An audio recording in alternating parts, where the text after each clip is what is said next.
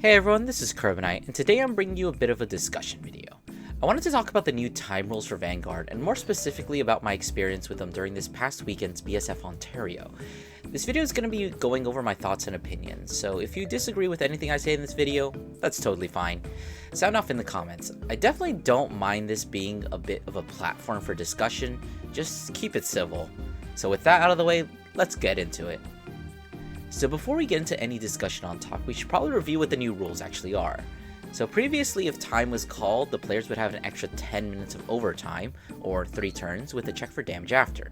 The player with the least damage would win, and if it was tied, it would be sudden death, where the first player to take a damage loses.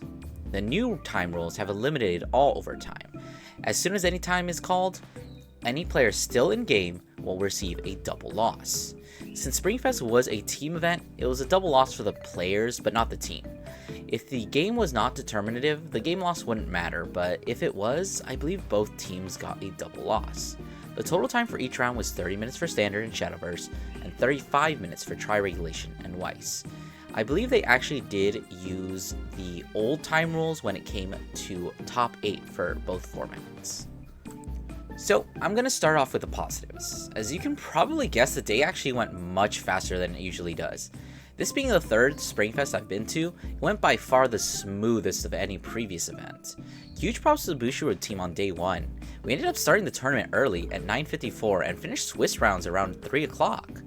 The previous Springfest I attended ended around 5 or 6. The time rules seemed to be responsible for this since the time between rounds was short and prompt.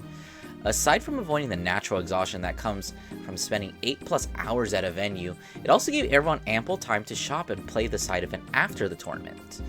Overall, I think this may have been one of the best tournament experiences I've had so far.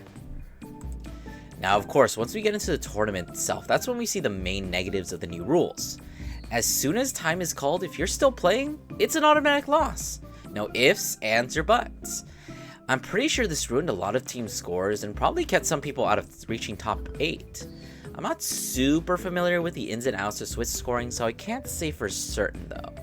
I had a few of my friends running into time and hitting that double loss for the team. Additionally, the thought of not finishing in time adds a huge stressor for all the players.